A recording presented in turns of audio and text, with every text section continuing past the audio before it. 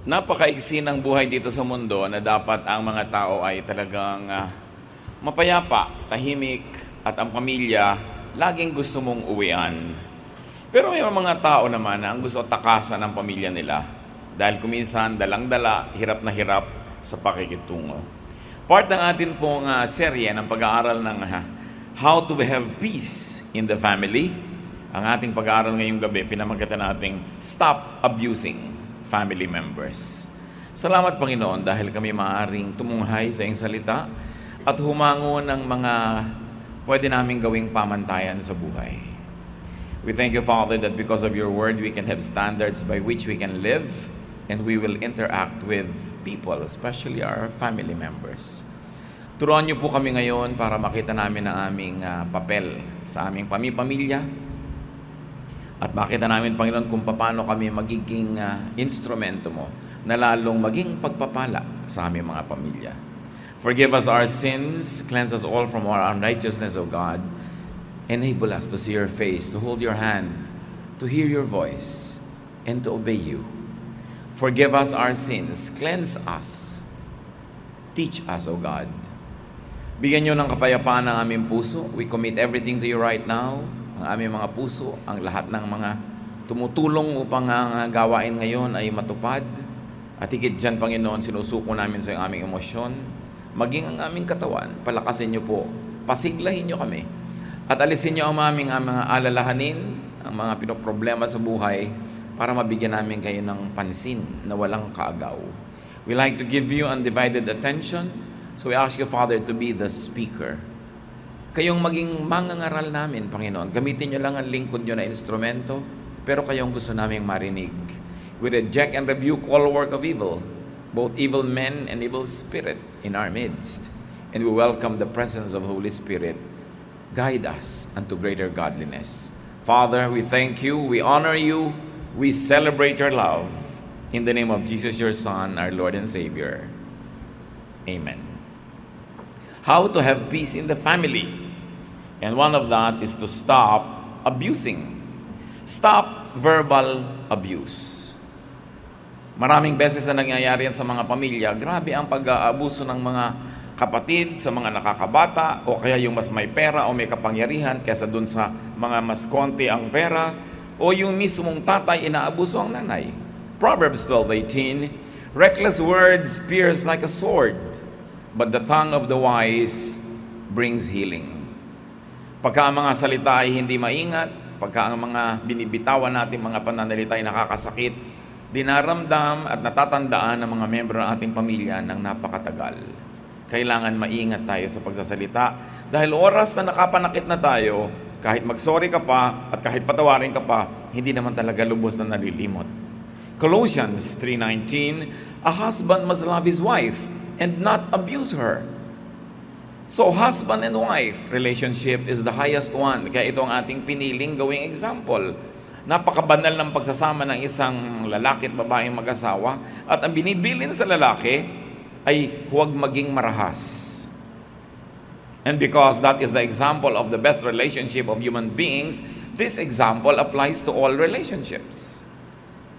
Ang lalaki kasi, lalo nung araw na ang Old Testament ay sinusulat, maging nung New, ay masyadong privileged. Physically, alam na natin na generally speaking, mas malakas ang lalaki.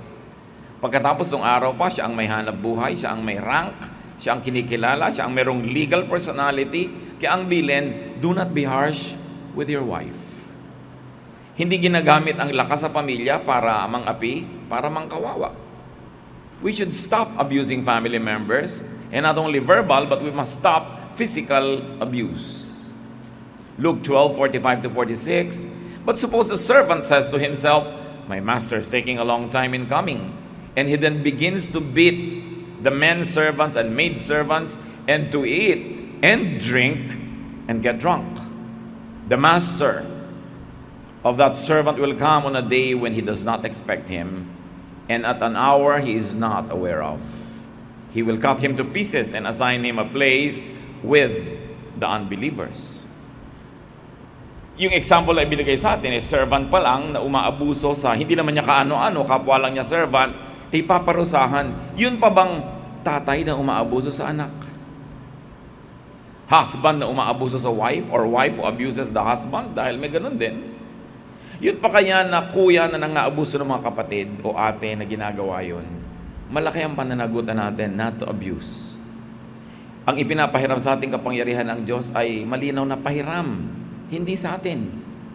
At dahil hinihiram natin yun, we are responsible to the one who lends it to us. Meron tayong pananagutan.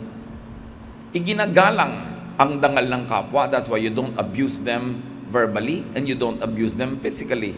1 Corinthians 6:19-20, you surely know that your body is a temple where the Holy Spirit lives. The Spirit is in you and is a gift from God. You are no longer your own. God paid a great price for you. So use your body to honor God. Kung ang katawan ay pinahahalagahan ng Diyos, nilikha niya, pinatira niya ang kanyang espiritu sa katawan ng tao, at ngayon ang banal na espiritu yun ang templo, wala tayong karapatan na abusuhin ang katawan na ito. Hindi natin dapat inaabuso ang sarili nating katawan, at lalo namang hindi natin dapat minamaltrato ang katawan ng iba. Pero merong mga magulang, ang tatay pag nalasing na, kumambugbog ng anak, gano'n na lang. Pati asawa, wala yan sa lugar. In fact, pwede niyong idemanda yan yung pambubugbog. It is a legal case. At kung abusong-abuso na talaga, pwede niyo talagang gawin yan. I do not always encourage that. It must be the last recourse. But how does a battered woman protect herself from an abusive husband? Kaya nga sa Amerika ngayon at saka sa mga ibang developed countries in the West, hindi mo pwedeng paluin sarili mong anak. Mali naman. Kasi dapat ang magulang may karapatan at tungkuling mamalo para magtuwid. Pero sa dami ng umabusong mga magulang, sa dami ng mga magulang na sinamantala ang kahinaan, kabataan, kamusmusan ng kanilang mga anak, naglagay na sila ng mga batas. Sa mga eskwelahan po sa ibang bansa, lalo sa Amerika, ang mga bata tinuturuan na hindi sila pwedeng paluin ang sarili nilang magulang. At pag sila'y pinapalo o kaya ay inaabuso sila kahit sa salita lang, pwede silang tumawag sa isang telepono sa Amerika, 911. Darating agad ang mga tutulong sa kanila, mga social workers, police, counselors, legal people. At pag napatunayan yun, ang anak mo kukunin sa'yo. Pwedeng ibigay nila sa isang foster home o kaya ay yung magulang ay mapatawan ng kung ano-ano mga parusa kasama na ang pagkakabilanggo. Abuse naman yon ng legal system kasi ang magulang talaga dapat may karapatan. Pero ano nga ang gagawin mo kung abusado yung merong kapangyarihan? We must never use physical strength against people, especially if they are weak, and very especially if they are our family members. So paano daw namamalo yung mga responsableng magulang? Dapat may rules. Anak, pag ito ginawa mo, ito yung parusa. Pag ganitong level yung ginawa mo, ito yung level ng parusa. Hanggang makarating ka sa, pwede mo nang grounded ka, mawawalan ka muna ng ganito, ng privilege manood ng TV, o kaya ay mawawalan ka ng dessert, o kaya mababawasan ng baon mo, hanggang dumating yung time na, o kailangan ikaw ang maghugas sa mga plato dito, hanggang may palo na pag malala. At hindi ka na mamalo pag galit. Kasi baka revenge lang yon. At pag ang tao, ang magulang na mamalo pag galit, ang tendency, lumampas yung palo doon sa crime. Kasi ang gusto mo na makaganti. So kailangan magpahupa ka muna ng galit mo. At pag hupa na yung galit mo na halos ayaw mo nang mamalo, doon ka ngayon mamamalo. Ginagawa mo talaga dahil hinihingi ng pagkakataon at sabi sa Bible, spare the rod and spoil the child. So sabi mo, anak, papaluin kita dahil alam mo yung crime mo, alam mo. So itong palo sa crime na yan, isang palo o dalawang palo. Pero dapat alam na niya yung patakaran bago pa kayo magpaluan. Tapos mamamalo ka ngayon nang hindi ka galit. Nang sa gayon, ikaw man nasasaktan sa ginagawa mo. Hindi revenge. Hindi beastly and animalistic tendency lamang. May hangganan. Mahalaga na hindi tayo nang-aabuso. There's another way to abuse our family members and that we should stop depending on our dependable family members. Napakarami na yan ang daing. Napakarami na yan ang problema. Dahil may isang miyembro ng pamilyang naaasahan, doon at dumagan lahat. Merong isang matino-tino mamuhay, doon na lahat umaasa. Ang sabi sa 1 Thessalonians 4:11-12, make it your ambition to lead a quiet life, to mind your own business, and to work with your hands, just as we told you, so that your daily life may win the respect of outsiders, and so that you will not be dependent on anybody. So ang itinuturo dito, magtrabaho ka, magsikap ka, dapat may produkto ang iyong pawis, earn what you eat, earn what you have to spend. Sa katunayan, damihan mo pa ang kinikita mo para sumobra at may maitulong ka pa sa kawang-gawa at sa mga kamag-anak mo at mga iba pang taong nangangailangan. Sino ba ang dapat talagang tulungan at pwedeng tulungan? Lagi nating inuulit-ulit ito, yung sobrang matanda, hindi na pwede magtrabaho. Sobrang bata, hindi pa pwede. Maaring murang-mura pa o nag-aaral pa. O kaya yung may sakit, o yung pamisa-misan, temporarily, nawawala ng trabaho, in between jobs, tutulungan mo yon. Pero yun namang 30 taon mo lang tinutulungan, 20 taon, 10 taong non-stop, that's already an abuse. So you stop also not only depending but over-depending. We must stop over-depending on people. Napakahalaga na tayo ay kumikilos para may paggalang tayo sa ating sarili at iginagalang din tayo ng iba. Sino ba ang ating naaabuso madalas? Di ba yung dependable? Yung matino? Yung mabait? Yung accommodating?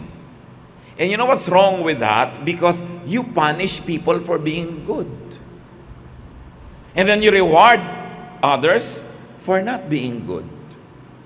At madalas, ang arbiter, ang recruiter, ang coordinator, madalas, isang matanda, nanay o tatay, sasabihin sa matinong anak, anak, nag-asawa yung kapatid mo, kailangan magpakasal, nakabuntis.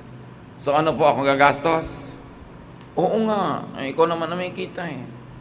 Anak, yung kapatid mong batugan, na adik-adik, nanganak na yung asawa, kailangan tubusin sa ospital. So ako ang gagastos, sila to nag-sex, ako gagastos. Anak, ang gatas ng pamangkin mo. Hanggang mamaya anak, mag-enroll na ang pamangkin mo. Hanggang mamaya anak, yung pamangkin mo teenager, nakabuntis tulad ng tatay niya. Generational. At alam nyo, ang malungkot dyan, madalas, yung mga nanay o tatay, pero madalas nanay siya yung ahente. Nung mga kapatid na batugan, mga walang silbi, mga pabigat. Pag ayaw mo ng tulungan, iiyakan ka ng nanay mo. Siyempre, nababagbag naman ang loob mo. Alam niyo po ang maling paggamit ng pagiging ina.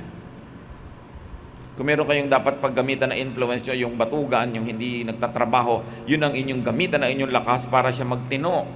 Hindi yung lagi nyong pinipitasan, yung halos hindi na makuhang makakain ng sarili niyang bunga. Lagi niyong pinapagod yung masipag. Tapos ang sabi tuloy ng anak niyong tamad, di bali ng tamad, di naman pagod. Yan daw ang mga bagong kasabihan ngayon.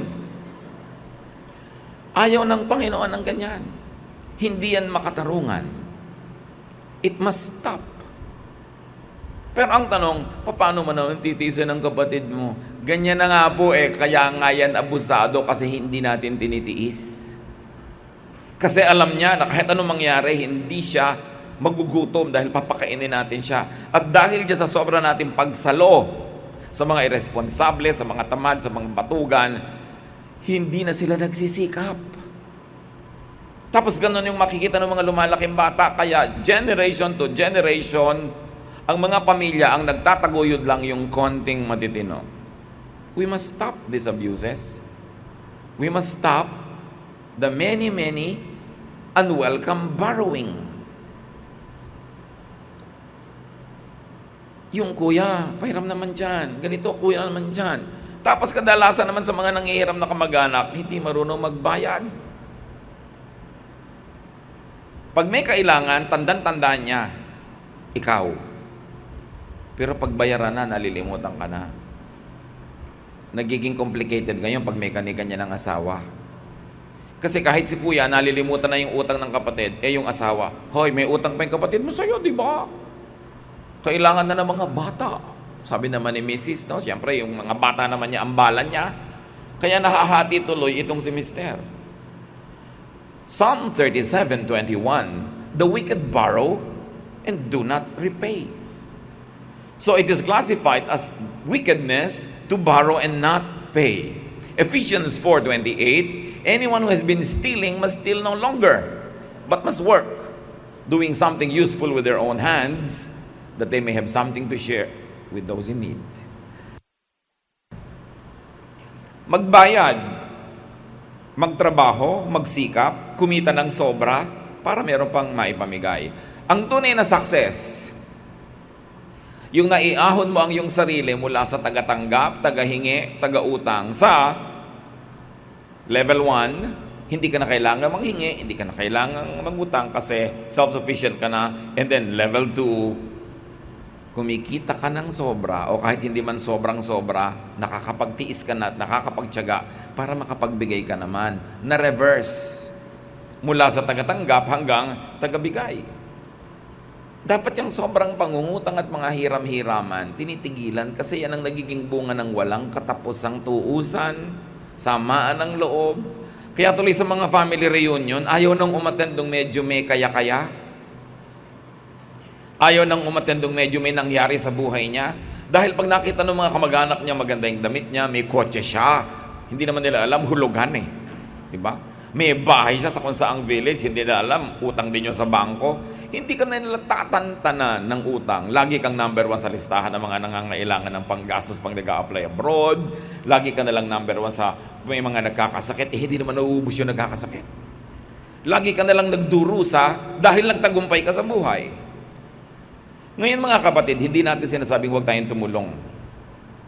Hindi natin sinasabing tiisin mo ang mga mahal mo sa buhay. Hindi naman yung matitino, hindi naman yung mga naaasahan at mabunga ang kausap natin ngayon eh. Ang kausap natin ngayon, yung mga palaasa at abusado. Kaya natin sila pinipigil. Kusa na ng mga taong gustong tumulong, kung kaya nila at gustong tumulong, hindi rin natin pinipigil yon. Pero ang kausap natin ngayon, yung mga abusado, o kaya yung mga katulong at padrino ng mga abusado, sila ang dapat ngayong ituwid. Sila ang nasa hot seat.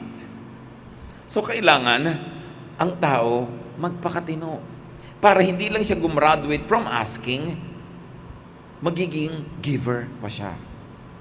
In the family, we must stop the abuse of demanding. Sobrang umaasa ka na lang. Yung duty na, marami na sa mga kamag-anak, pahiramin mo ngayon, pahiramin mo bukas. Sa makalawa, duty mo na. Tulungan mo mag-enroll ngayon itong si pamangkin, sa susunod na SEM, tutulungan mo uli. Papagraduatein mo na yan, naging duty mo na. Hindi na marunong yung tao magbigay sa'yo ng luwag. Meron naman, tinutulungan mo na nga si kapatid A, para hindi na matulungan ni B, kasi si B ay walang pantulong, pero medyo sufficient naman si B. Maiinggit pa ngayon si B dahil binibigyan mo si A, siya din kailangan mong bigyan. Hindi na lang siya magpasalamat na, at least nakaligtas ako pagtulong kay A dahil ang gumagastos ay si C. Ako na si B, hindi na ako hingi pa kay C. Pasalamat na lang ako, hindi ako kailangang tumulong kay A. Siya na yung tumutulong, pero hindi ganun eh. Kadalasan naiinggit pa. So, bakit siya binigyan mo, ako hindi? So, hindi na matapos-tapos ang hirap noong responsible. Acts 15:10. Now then, why do you try to test God by putting on the necks of the disciples a yoke that neither we nor our fathers have been able to bear? It seemed good to the Holy Spirit and to us not to burden you with anything. Ang context naman ito, religious context.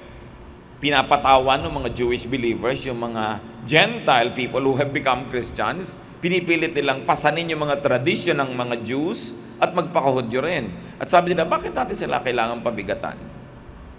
And of course, we can apply that. Although it is in religious context, it has practical applications. Why make life difficult for people? Bakit kailangan pabigatan? Kakambal niyan, syempre, stop disturbing people needlessly.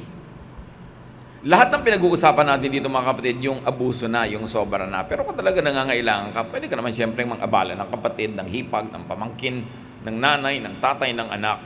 Pero yung habit mo ng mang-abala, naging tungkulan na nilang paabala. Yun ang pinag-uusapan natin dito. Stop involving people in your self-made problems. Tulad nga nung mga hindi nagpapakatino. Biglang makakabuntis kung saan-saan, pero ang gagastos, yung pamilya niya. Dapat kung hindi mo kayang gastosan, yung magiging bunga ng iyong pagkakamali, huwag kang magkamali. O kaya huwag kang paulit-ulit, matuto ka naman. Hindi natin dapat isinasangkot ang mga mahal natin sa buhay sa lahat ng gulong kusa naman nating pinasok. Ba't hindi sila kasama nung pumasok tayo sa gulo, tapos ngayon kasama sila sa paglabas natin? Hindi ba, sana kung pamisa-misan, kung sa buhay mo once, twice, thrice, pero kung nakakapito, 8, 10 beses ka na, lampas ka na sa kota. Dapat yun, mahiya ka na to the point na magpakatino. Hindi yung ang dami mong gagawin, maglalasing ka, magkakaproblema ka, tapos magpipiansa yung iba. E di pakulong ka, gano'n na lang. Total, ginawa mo, di pakulong ka. Bakit ka ngayon hihingi ng pampiyansa, panggastos, pangkaso? Nilikha mo yan. Yun yung ang problem sa ating society, mga kapatid. Injustice. Hindi lang sa legal justice systems natin. Sasabihin natin, ang daming injustices na gaganap sa ating mga korte. Sa mga sarili lang nating tahanan, ang daming injustice. What is injustice? When you don't punish those who do wrong, and when you don't reward those who do right, that is injustice. And many times, even the elders in the family are the arbiters of injustice, because they will punish the good and performing members of the family to reward those who are continuously manufacturing their own troubles. Injustice yun. Dapat ituwid. Isa yan sa mga talamak na sakit ng ating lipunan. Yung sobrang close family ties. Yung iba naman, kaya lang nakikiklose kasi nang mamolest siya eh. Kaya nanununto ng mga kamag-anak. Kasi, mayor na pala yung pinsan natin sa ganun, tuntunin natin. Yung ganun, laging may gustong mapakinabang. Pag wala kayong kontribusyon sa pag-asenso ng isang kamag-anak, wala rin kayong right na pumitas-pitas ng bunga niya. Iba na kung kusa niyang ibinibigay. At tinuturuan naman natin ang mga taong mabunga, successful, maluwag sa buhay, na kusang tumulong. That is good and that is godly. Pero ang kausap nga natin ngayon yung umaabuso eh. Dapat nating intayin na pagkusaan tayong bigyan. Maraming mga tao, bahagya ka nang nakagawa ng konting karangalan sa iyong sarili. Hirap na hirap ka halimbawa na maging teacher, pumasa sa exam, maging teacher. Hirap na hirap ka na maging respectable person. Tapos meron ka isang pinsan na biglang magra-run in politics. Nang ugali niya hindi naman maganda, lasenggo dito at lasenggo doon, babaero dito at babaero doon. Pagkatapos yung konting dangal na naipon mo sa iyong pangalan, gusto kanyang gawing campaign manager. Para yung naipon mong goodwill, malustay niya para sa kanyang political career. Hindi na niya iniisip na ang tagal-tagal naman bago ka nagawa ng konting pangalan, ipapagasgas mo pa sa mga kamag-anak mo na di naman karapat-dapat dahil yung personal behavior nila hindi naman marangal. And yet that happens.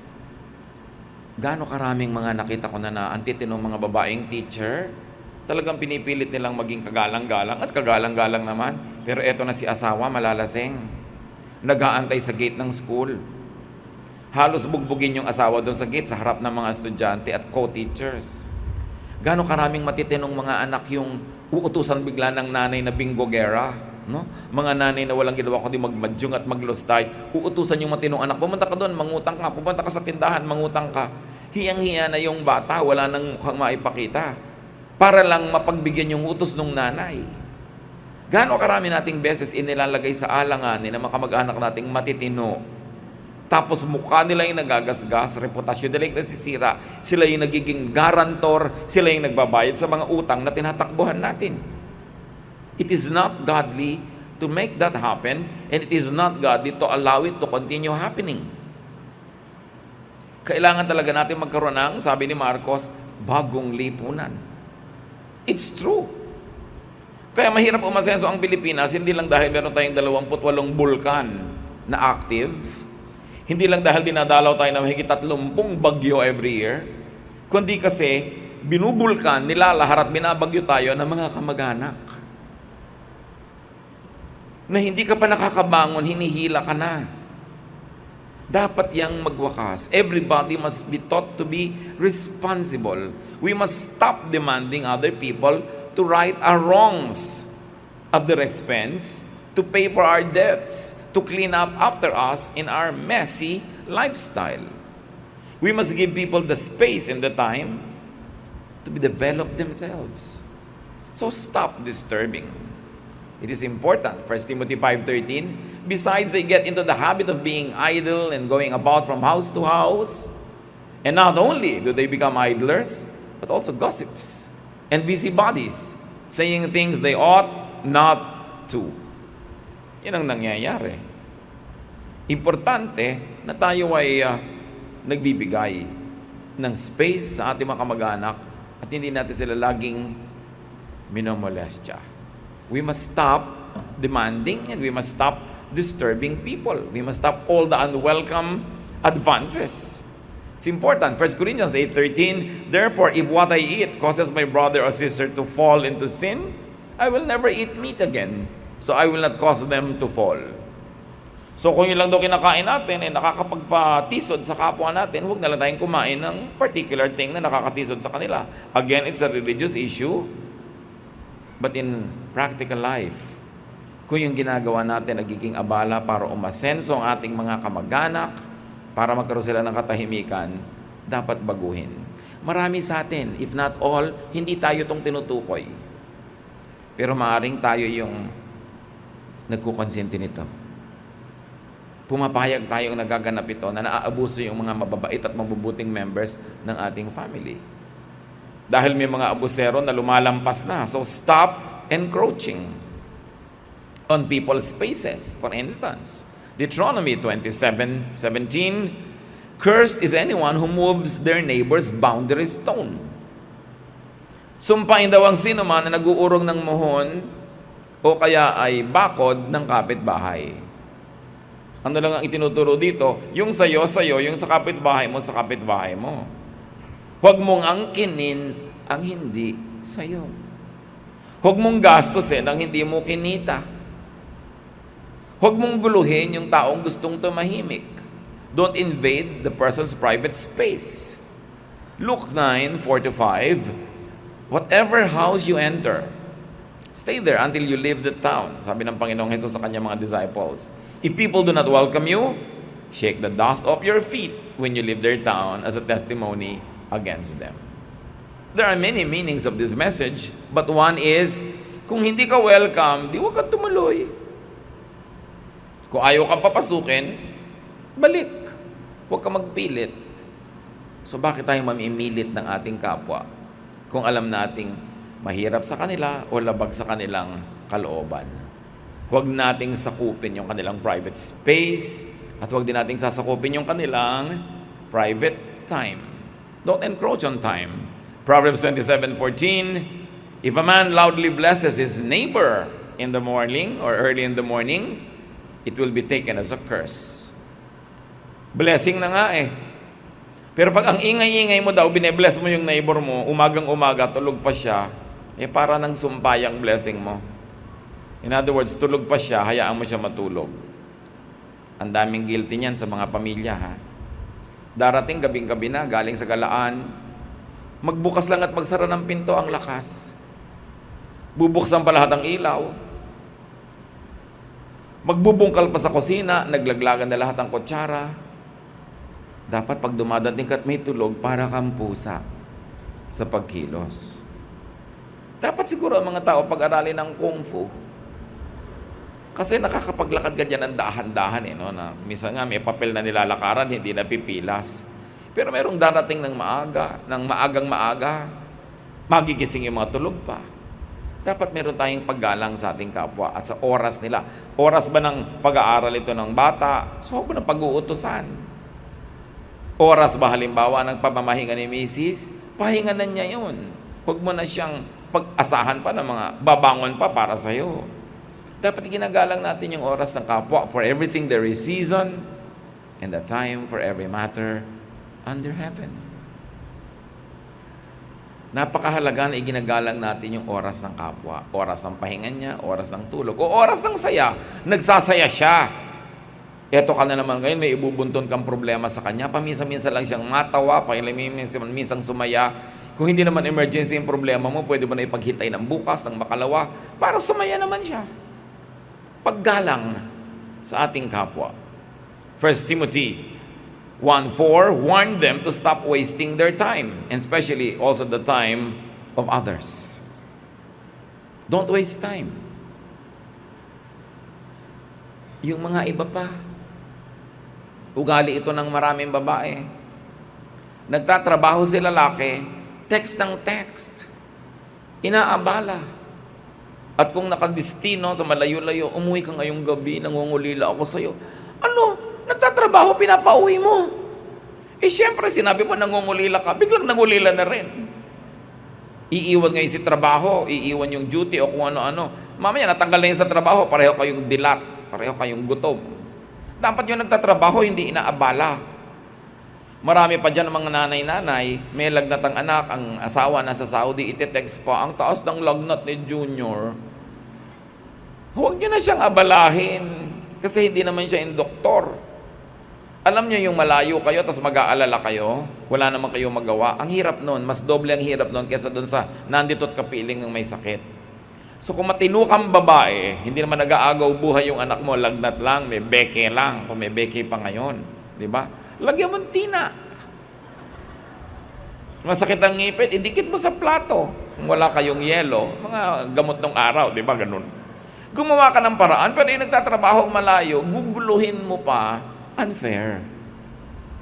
Kaya mo nakikita mo dun yung matinong member ng family, hindi niya ginugulo yung member niya sa mga bagay na sana ginulo mo, pero yung pagkakagulo niya may diretsong contribution sa solution ng problem. Pero kung wala, sarilinin mo na lang muna.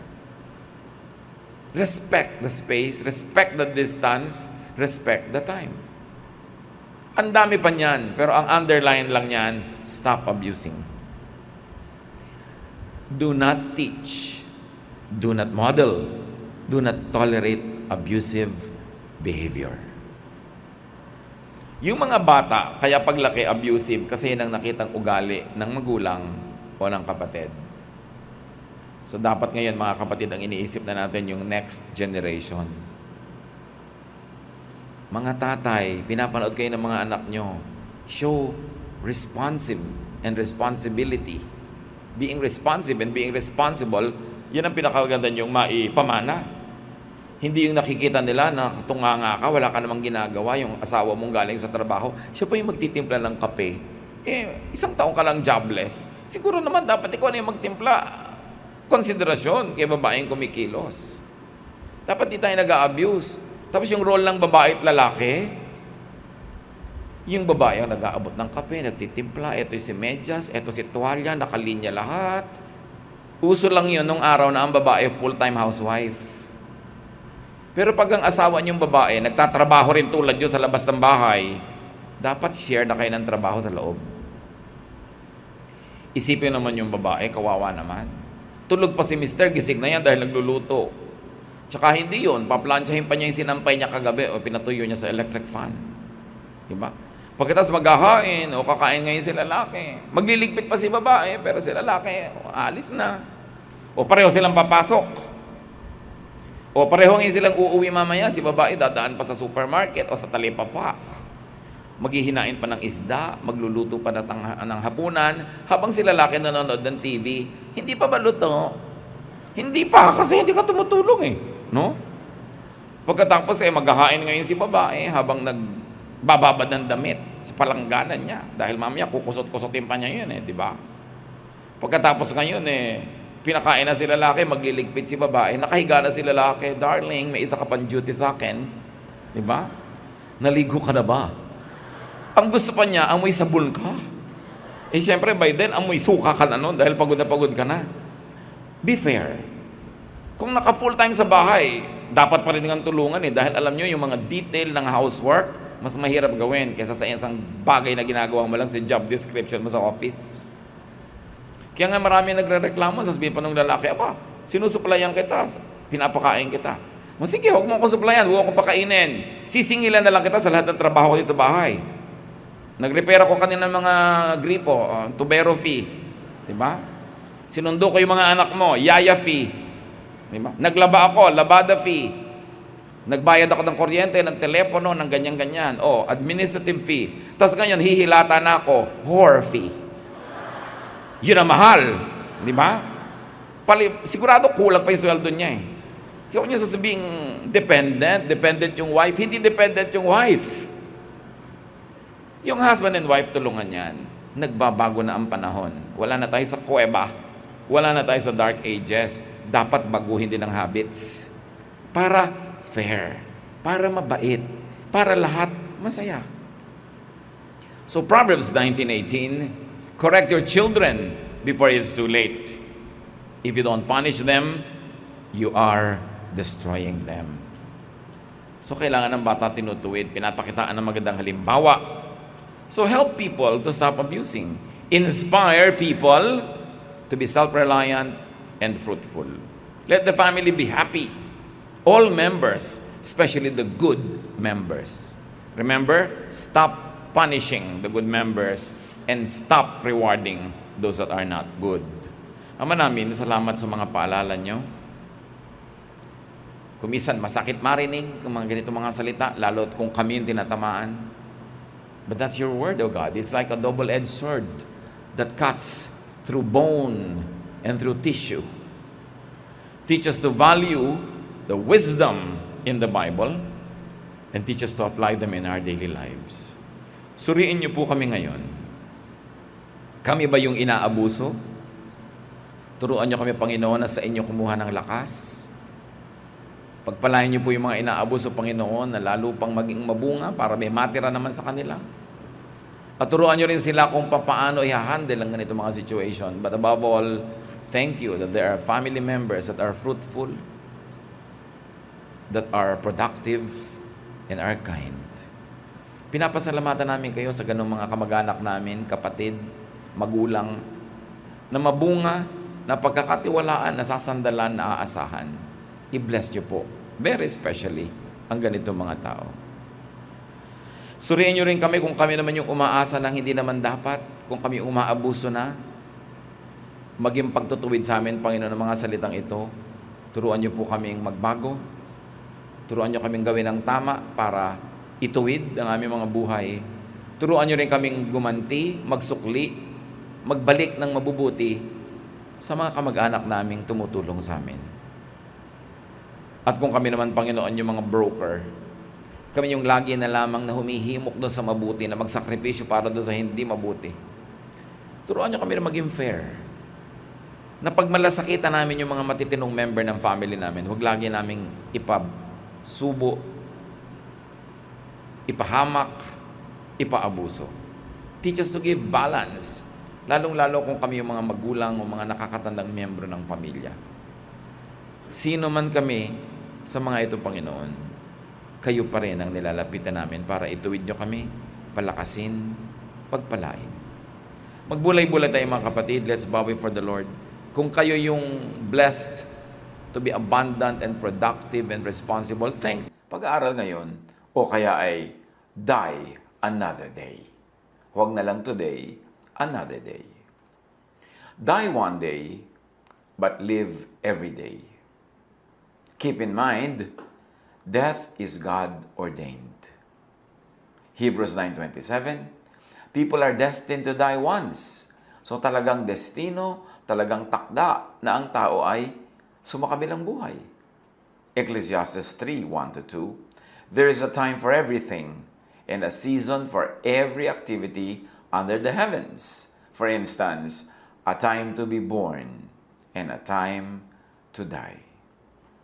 Nakatakda ang lahat. Kung tayo isinisilang, tayo ay isa sa kabilang buhay. Kung tayo ay binibigyan ng panahon dito sa lupa, bibigyan tayo ng panahon doon sa kabila. Ecclesiastes 12:7, and the dust returns to the ground it came from, and the spirit returns to God who gave it. Napakahalagang verse itong nasa Ecclesiastes 12:7 na ito, na ang ating daw lupang katawan ay babalik sa lupa pag tayo ay namatay.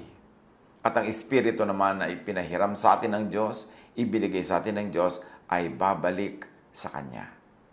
So, naghihiwalay ang katawan at ang Espiritu may kani-kanyang pupuntahan. None of them is destroyed because matter cannot be created nor destroyed. After it's created by God, one-time, big-time creation, hindi na yan pwedeng ma-destroy. So yung dust, pag tinignan natin yung ating katawan, pagka pinag-aralan mo yan, sasabihin, maaagnas yan, kakainin ng ganito at ng ganon, sasama sa lupa, pero hindi siya nade-destroy. Nare-recycle lang ang katawan dahil lahat ng element ng katawan ay galing din sa lupa, bumabalik sa lupa. At ganon din ang espiritu na galing sa Diyos, cannot be destroyed, bumabalik sa Diyos. Quantum physics has a very interesting insight that parallels with the idea of eternal life. The idea of dying and raising up the dead, or the preservation of the spirit, is similar to the quantum idea of destroying and reconstructing matter. Sa quantum conservation of information, sinasabi na information cannot be destroyed. The amount of information contained in matter remains even if that matter is destroyed. Information is the way the particles are arranged. Even if the arrangement of particles is broken up, each particle still contains the information like it was arranged before. Particles of matter can be reconstructed because of the information they contain. So yan ang sinasabi natin na parallelism ng katuruan tungkol sa eternal life, na hindi naman talaga na-destroy yung katawan, re-reconstitute lang, na re-recycle, at ang espiritu bumabalik sa pinanggalingan. So, hindi dapat katakutan ng kamatayan tulad ng sobrang takot ng iba. Parang the end na ng lahat. No, walang the end. Nagkakaroon lang ng bagong buhay. Kabilang buhay nga ang tawag dyan sa ating sariling wika. Kaya napakahalagang maintindihan natin na yung kamatayan ay paglipat lang. Pag-graduate nga ang tawag natin dyan eh. Paglipat sa isang uri ng promotion dahil biruin mo babalik ang iyong spirito sa Diyos. Huwag dapat katakutan, huwag iwasan ng sobra-sobra kasi hindi naman talaga yan naiiwasan kung takda na. Why? Because death is part of life. It is part of nature. Psalm 89:48, who can live and not see death? Or who can escape the power of the grave? The obvious answer is no one. Walang isinilang ang hindi mamamatay. Kahit ka pharaoh, kahit ka emperor, kahit ka presidente, kahit ka religious leader, lahat pumupunta doon sa next chapter ng buhay, yung kabilang buhay. Walang nakakatakas sa ganitong uri ng pangyayari. Kaya useless na sobrang isipin at useless na katakutan. Ecclesiastes 7:1, the day of death is better than the day of birth. The day of death is better than the day of birth. Ito kaya yung equal sa tinatawag ng quantum physics na reconstitution, kaya better, because we get reconstituted. And death is, as we have said, inevitable, inescapable, cannot be avoided. Job 30:23, I know you will bring me down to death, to the place appointed for all the living. So magandang yan ay matanggap sa simula pa lang. Para kung nangyayari na meron tayong mahal sa buhay na binabawi, sumasa kabilang buhay, nalulungkot tayo, natural. Hindi natin gusto yan, lalo't mahal natin siya at mahal niya tayo. Pero huwag sobrang manimdim, huwag sobrang malungkot, at huwag sobrang magluksa kasi talagang yan ang appointment natin. Yan talaga ang naka-appoint sa atin that you are born and then you die physically. Ecclesiastes 7:2, it is better to go to a house of mourning than go to a house of feasting. For death is the destiny of everyone. The living should take this to heart. Mas mabuti pa daw pumupunta ka sa bahay na merong lamayan, merong luksa, kaysa sa merong handaan, kasi nakahanda ka na pag-iisipan mo at naihanda mo rin ang iyong loob sa darating na physical death. Kasi yan daw talaga ang nakatakda sa lahat. Kailangan daw seryosohin ito. Kailangang isipin at kailangang isa-puso, isa-isip na yes, lahat ng ipinanganak ay pupunta sa kabilang buhay. Yan dapat ang attitude natin sa mga mahal natin sa buhay, that we cannot be really together on earth in this situation. Kaya kung mamahalin mo na. Para pag sumakabilang buhay, wala kang pagsisisi. Kung magpapamahal ka na sa Kanya. Magpaalaga ka na para wala siyang pagsisisihan o ikaw man. Pag kami umaalis ng bahay, huwag kayong maghihiwalay na magkagalit kasi hindi mo alam kung makakabalik pa siya ng buhay. Pagka matutulog kayo, huwag kayo matulog na nagkakasamaan ng loob kasi hindi mo alam kung magigising pa siya o ikaw kinabukasan. Hindi natin alam. Ang alam lang natin, ang lahat ay ka-graduate. Ang lahat ay sasakabilang buhay. Kaya dapat nakahanda ang ating loob. Wala tayong utang na hindi natin binabayaran agad para wala tayong pagsisihan. At nagpapatawa din tayo sa kapwa natin agad-agad kasi hindi natin alam kung magkikita pa ulit tayo next hour, next day, next week na mga pare-parehong physically alive. Death is escape, an exit from earthly troubles and pain. Dapat din natin yung maisip. Lalo ko ang tao ay nagdurusa sa sobrang malalang sakit o napakahirap ng kanyang kalagayan o mapupunta siya sa panganib sa sobrang hirap, death daw could be an exit from earthly troubles and pain. Job 3:20-21. Why is light given to those in misery, and life to the bitter of soul? To those who long for death that does not come, who search for it more than for hidden treasure. At marami tayong alam, nababalitaan, at marami nadidinig ng mga kwento tungkol sa mga taong sobrang dumaranas ng hirap, lalo sakit ng katawan, mga malalalang mga sakit, na talagang minamabuti pa nila na kunin na sila ng Panginoon, sumakabilang buhay na, kaysa patuloy na mahirapan at masaktan.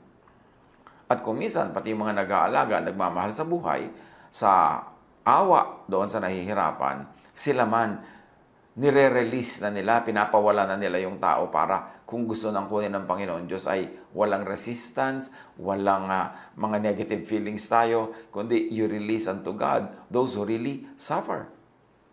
Job 7:15, pag sobrang hirap ng kalagayan, sabi, so that I prefer strangling and death rather than this body of mine.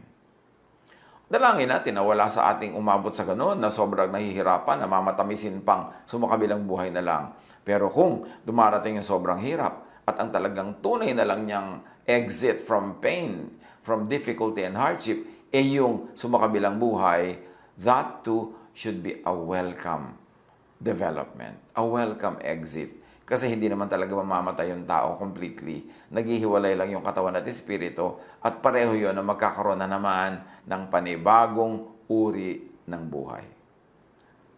Death is escape, exit from earthly troubles and pain, especially for the godly, for the very righteous. Merong mga sobrang napakabuti nila at marahil ay napakamahal talaga sila ng Diyos, na kesa hayaan na masuong sa hindi maiiwasang pagdurusa, ay minamabuti pang kunin na lang at sumakabilang buhay. Isaiah 57:1, the righteous perish, and no one takes it to heart. The devout are taken away, and no one understands that the righteous are taken away to be spared from evil. Merong mga kinukuha para iligtas sila sa higit lalong napakalaking kapahamakan, hirap, pagdurusa. Blessing yun pagka ganon. Mahirap lang makita na blessing kung hindi malayo ang iyong pananaw, kung hindi mo naiintindihan ang punot dulo ng mga bagay, at hindi mo naman alam kung saan pala naligtas yung tao na kaya siya naligtas ay dahil siya ay kinuha na. Magtiwala tayo sa Diyos.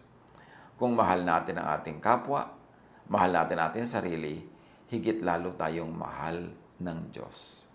Kaya kung meron siyang pasya na kunin ng sino man, mahal natin sa buhay o tayo, tanggapin ng maluwag sa loob. Natural lang na malungkot, natural lang na kung minsan ay umiyak at magluksa up to a point, pero dapat hindi yun sagad kasi alam nating ang Diyos ang may kontrol sa lahat-lahat. Isaiah 57:2, those who walk uprightly enter into peace.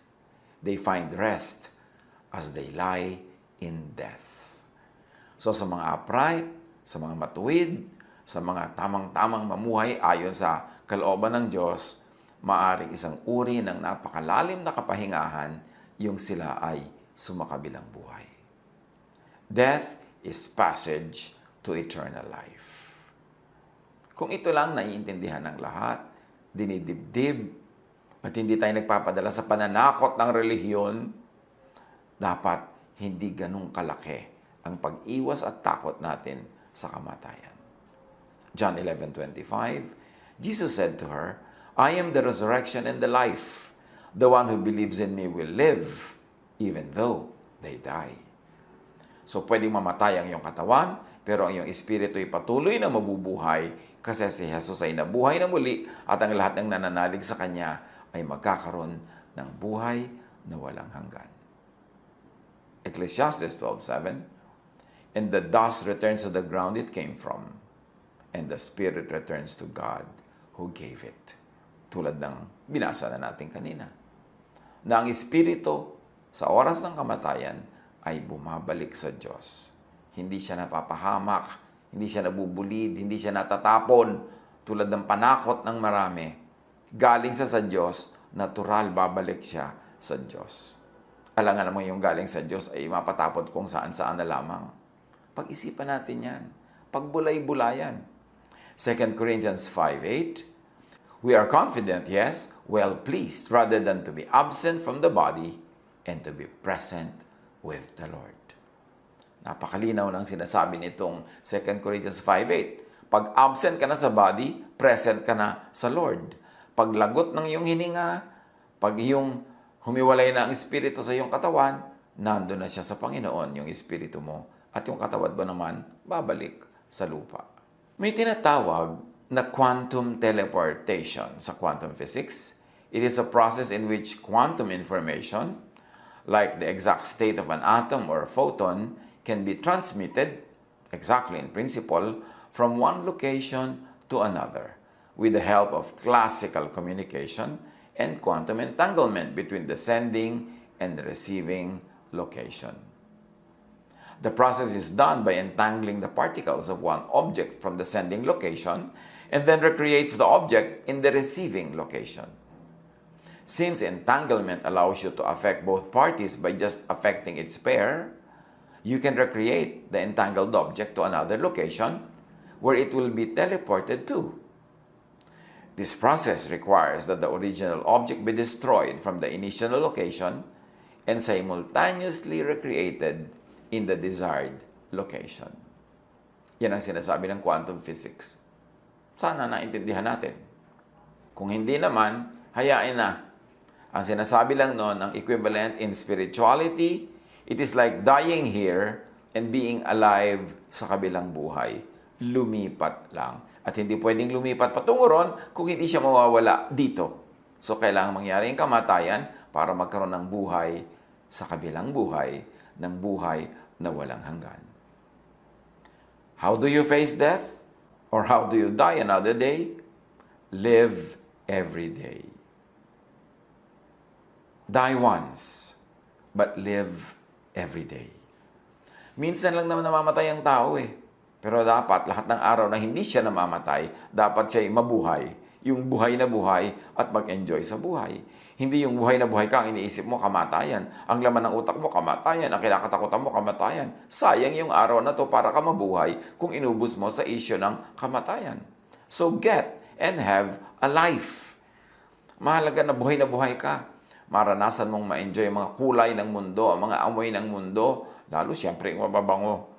No, makita mo yung mga lasa ng mundo, malasap mo ang inilaan ng Panginoon. God made us, created our bodies to be very, very sensual, very sensuous. So huwag kang mag-guilty pag sensual ka kasi Diyos ang naglikha, ang lumikha, ang nag-design ng ating buong pagkatao. John 10:10, the thief comes only to steal and kill and destroy. I have come that they may have life and have it to the full. So, ang gusto ni Jesus, ang buhay natin talagang buhay na buhay. Masigla, nararanasan natin ang lahat ng mga tama at magagandang bagay. Sabi niya, ang kalaban, dumating lang yan para kayo nakawan, patayin, sirain. Pero ako, ang gusto ko para sa inyo, buhay. Buhay na punong-puno, masaya, masigla, makulay. So, how do you face death? Enjoy your life. Para pag natapos na yung buhay na ito, wala kang pagsisisi, hindi bitin, hindi kulang. How do you face death? Minimize pain, so you don't die many times but only once. How do you face death? Maximize pleasure. Para bawat araw na buhay ay sulit, at kung nagwakas na ang buhay na ito, di nagwakas, pero na-maximize mo na yung pleasure na inilaan sa iyo ng Diyos. Psalm 16:11, You make known to me the path of life. You will fill me with joy in your presence, with eternal pleasures at your right hand. Punong-puno ng magandang plano ang Diyos para sa ating buhay. Pero kung minsan, yung religion na nagtuturo sa atin na magdusa, magtiis, gutumin ng sarili, lagi na lang magtimpi, kahit na hindi naman masama yung gustong gawin, lagi na lang magsakripisyo, hindi yan ang hinihingi ng Diyos.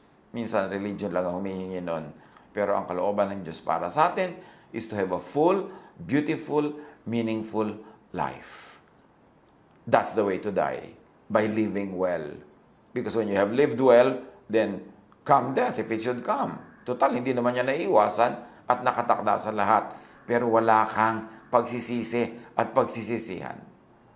Ecclesiastes 2:10, sabi ni Solomon, pinakamarunong na tao sa buong mundo, pero pinakamasipag, ang daming ginawa, deserving niyang maging happy at mag-enjoy ng pleasures. Sabi niya, I denied myself nothing my eyes desired.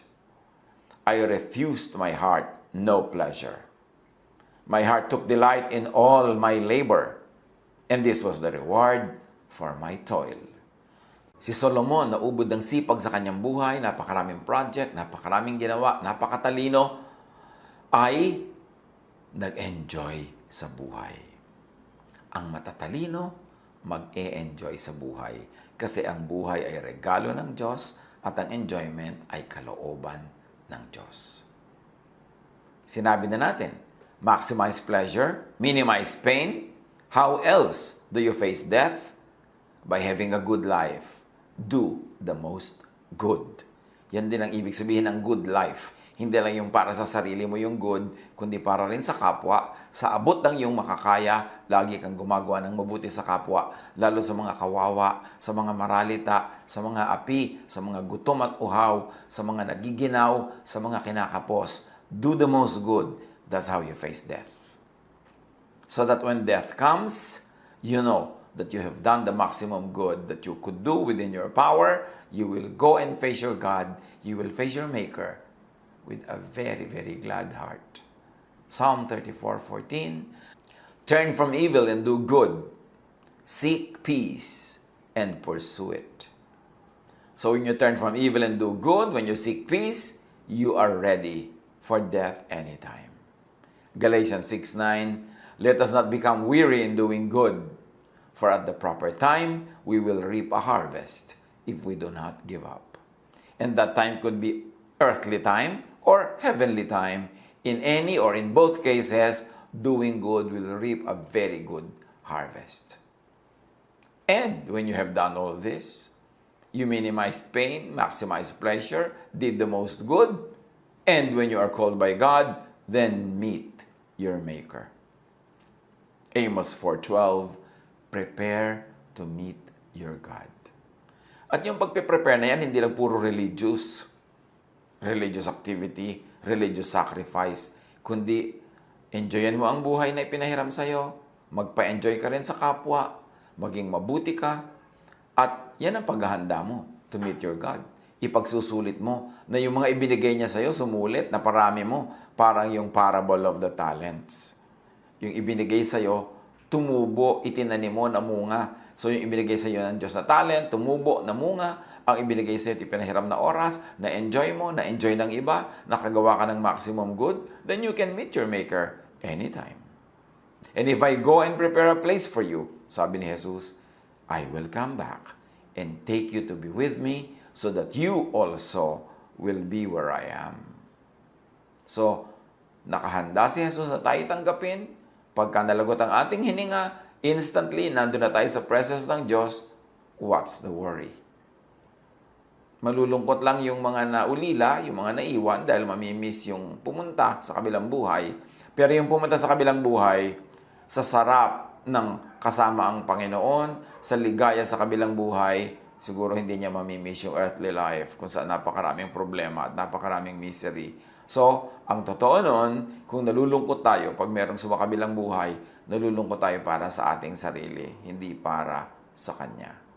At ang maganda, ang mabuti, pag meron tayong mahal sa buhay na kinuha na ng Panginoon, luwagan natin ang ating dibdib, i-release natin yung tao, yung espiritu niya to God para maluwag ang lahat, para magaan sa lahat. Unless you are clearly, loudly, inescapably being called to die today, live. Live muna. Mabuhay. Do not be preoccupied with death. Die another day. You have only one day to die out of the many days that God gives you. And in all those other days that you are not dying, live. Get a life, have a life, and give life to everyone that you could give to. Huwag magmukmok. Huwag ubusin ang pagkakataon na sana ay sumasaya, nagpapasaya sa pag-iisip ng ganitong mga bagay. Isulit ang buhay. At pag dumating na yung oras na tayo tinatawag para gumraduate, tanggapin ng maluwag kung tayo yung tinatawag at yung mahal natin sa buhay kung siya ang tinatawag, tanggapin din natin ng maluwag and release to the Lord the people, the spirit of the people that He is calling to go back to Him. Natural lang na malungkot pag may iswa sa kabilang buhay. Pero pag naaalala natin ang mga ganitong bagay, tiyak na mababawasan natin